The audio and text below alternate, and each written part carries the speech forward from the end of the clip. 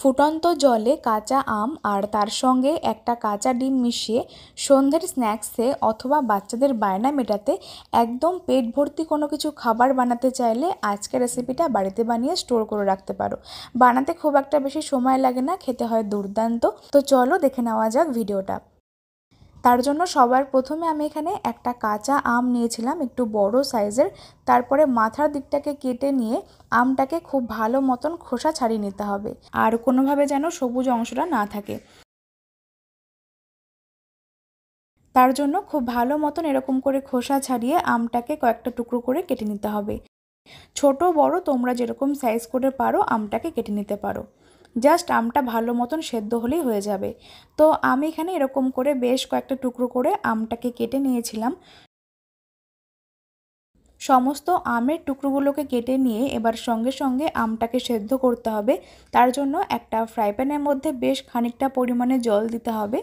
জলটা খুব ভালো মতন যখন গরম হতে শুরু করে দেবে তখন এর মধ্যে কাঁচা আমের টুকরোগুলোকে অ্যাড করে দিচ্ছি। আর তার সাথে অ্যাড করতে হবে স্বাদ মতন সামান্য নুন। এতে করে কিন্তু টক ভাবটা খুব একটা বেশি থাকবে না। তো নুনটা দিয়ে খুব ভালো মতন মিশিয়ে ঢাকনা চাপা দিয়ে আমটাকে বেশ ভালো মতন সেদ্ধ করতে হবে। তো আমি এখানে প্রায় 5 থেকে 7 মিনিট সময় নিয়ে ফ্লেমটাকে বাড়িয়ে দিয়ে আমটাকে ভালো মতন সেদ্ধ করে নিয়েছিলাম। দেখতেই পাচ্ছ আমগুলো কিন্তু বেশ সুন্দর নরম হয়ে গেছে। এখন ফ্লেমটা বন্ধ করে দিয়ে আমের জলটাকে ছেঁকে আমটাকে এরকম একটা ছাঁকনির মধ্যে রেখে এর পাল্পটাকে বের করতে হবে। কাজটা করা কিন্তু খুবই সহজ, তার জন্য তোমরা আগে আমটা সেদ্ধ করলে কাজটা করতে খুবই সুবিধা হবে। জাস্ট এরকমভাবে চামচের সাহায্যে প্রেস করে নিচ্ছি আর দেখতেই পাচ্ছ কত সুন্দর কিন্তু পাল্পটা বেরিয়ে আসছে। এরকমভাবে সম্পূর্ণ আমের পাল্পটা খুব ভালো মতন বের করতে হবে। ততক্ষণে তোমরা কমেন্টে জানিয়ে ফেলো যে আজকের ভিডিওটা কে কোন জায়গা থেকে দেখছো, তাহলে আমি তোমাদের প্রত্যেকের কমেন্টে ধন্যবাদ জানাতে পারবো। আর আজকের ভিডিওটা যদি ফেসবুক পেজ থেকে দেখছো তাহলে ফুডি মিতা 02 পেজটিকে ফলো করে দিও। আর যদি ইউটিউব থেকে দেখছো তাহলে মিতাস ফুড জোন চ্যানেলটিকে সাবস্ক্রাইব করে পাশে বেল আইকনটা প্রেস করে দিও।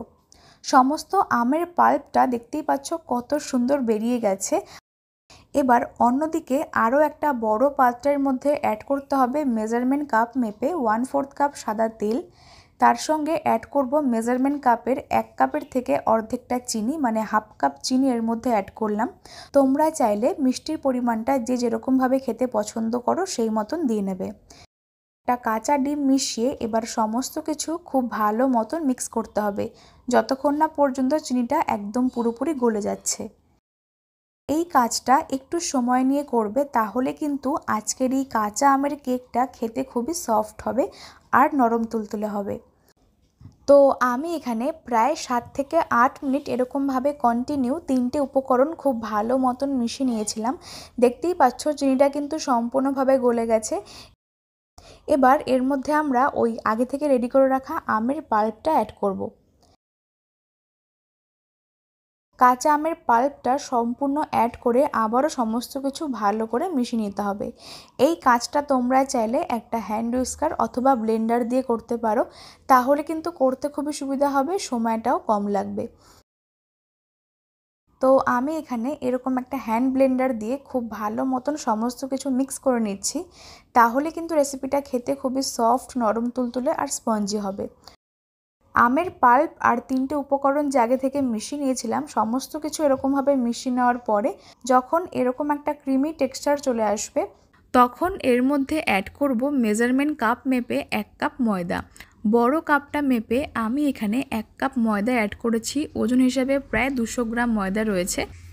তবে ময়দাটা আমি এখানে একেবারে অ্যাড করছি না, অল্প অল্প করে দুভাগে দিয়ে খুব ভালো মতন মিক্স করতে হবে, তাহলে এর মধ্যে আর কোনো রকম লাম্প পড়বে না, মিশ্রণটা মেশাতেও সুবিধা হবে। প্রথমে অর্ধেকটার বেশি পরিমাণে ময়দা অ্যাড করে খুব ভালো মতন মিশিয়ে নিয়েছিলাম। তারপরে বাকি অর্ধেকটা অ্যাড করে দিচ্ছি আর তার সাথে অ্যাড করব বড় টেবিল চামচ মেপে 1.5 টেবিল চামচ গুঁড়ো দুধ। যে কোনো কেকের মধ্যে একটু গুঁড়ো দুধ দিলে কিন্তু খেতে খুবই টেস্টি হয়। তোমরা চাইলে গুঁড়ো দুধের পরিবর্তে লিকুইড দুধ দিয়েও করতে পারো। গুঁড়ো দুধ আর বাকি ময়দাটাকে দিয়ে আবারও সমস্ত কিছু খুব ভালো করে মিক্স করতে হবে। তার জন্য এর মধ্যে পরিমাণ মতন অল্প খানিকটা জল অ্যাড করে খুব ভালো করে মিশিয়ে নিতে হবে। তোমরা চাইলে জলের পরিবর্তে লিকুইড দুধ দিয়ে মিক্স করতে পারো। অল্প অল্প করে একদম সামান্য পরিমাণে জল অ্যাড করব, তা না হলে কিন্তু মিশ্রণটা পাতলা হয়ে যাবে। তো এখানে আমি প্রায় 4 থেকে 5 টেবিল চামচ মতন জল অ্যাড করেছিলাম। তারপরে খুব ভালো করে মিশিয়ে নিচ্ছি। আর মিশ্রণটা এই সময়তে খুব ভালো করে ফেটাতে হবে। কেকের মিশ্রণ যত বেশিক্ষণ সময় ধরে ফেটাবে তাহলে কিন্তু রেসিপিটা খেতে খুবই পারফেক্ট হবে। তো এখানে প্রায় আরও 10 মিনিট এরকমভাবে ফেটিয়ে নিয়েছিলাম। আর তারপরে এর মধ্যে অ্যাড করেছিলাম খুবই সামান্য পরিমাণ গ্রিন ফুড কালার। যেহেতু আজকের রেসিপি কাঁচা আমের কেক, তার জন্য এখানে সামান্য গ্রিন ফুড কালার অ্যাড করলাম। তোমরা চাইলে ফুড কালারটাকে স্কিপ করতে পারো। সমস্ত উপকরণগুলোকে অ্যাড করে খুব ভালো মতন মিশিয়ে নিতে হবে আর মিশ্রণটাকে আরও কিছুক্ষণ সময় ধরে ফেটাতে হবে। এইরকমভাবে আরও 5-7 মিনিট খুব ভালো মতন ফেটিয়ে নিয়েছিলাম। কত সুন্দর কিন্তু একটা টেক্সচার চলে এসছে। আমাদের এখানে কেকের ব্যাটার একদম রেডি। এবার সব শেষে এর মধ্যে অ্যাড করব 1 টিস্পুন বেকিং পাউডার আর তার সাথে 1/4 teaspoon baking soda. Baking powder আর বেকিং সোডা অ্যাড করে আবারও ভালো মতন মিশিয়ে নিচ্ছি। আর দেখতেই পাচ্ছ কত সুন্দর কিন্তু মিশ্রণটা ফুলে ফেপে উঠেছে। বেকিং পাউডার আর সোডা অ্যাড করে খুব ভালো মতন আরেকবার আলতো হাতে মেশাতে হবে। আমাদের এখানে কেকের ব্যাটার একদম রেডি হয়ে গেছে। এবার এই কেকটা বেক করে নেওয়ার জন্য আমি এখানে এরকম ছোট ছোট 3টে স্টিলের বাটি নিয়েছিলাম। তোমরা চাইলে অন্য যে কোনো বড় কেক মোল্ডের মধ্যে আজকের কেকটা বেক করতে পারো। 3টে বাটির মধ্যে অল্প অল্প করে তেল ব্রাশ করে দিয়েছিলাম। তারপরে এর মধ্যে একদম সামান্য পরিমাণে ময়দা অ্যাড করে খুব ভালো মতন বাটিগুলোকে কোট করতে হবে।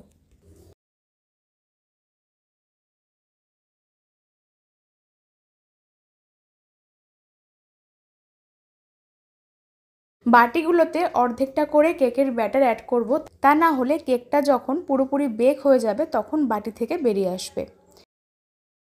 এরকমভাবে প্রত্যেকটা বাটিতে কেকের ব্যাটার দিয়ে দিয়েছিলাম। তারপর একটু ট্যাপ করে এবার কেকটাকে বেক করে নেওয়ার জন্য একটা কড়াই বসিয়ে ঢাকনা চাপা দিয়ে হাই ফ্লেমে 5 মিনিট প্রিহিট করতে হবে।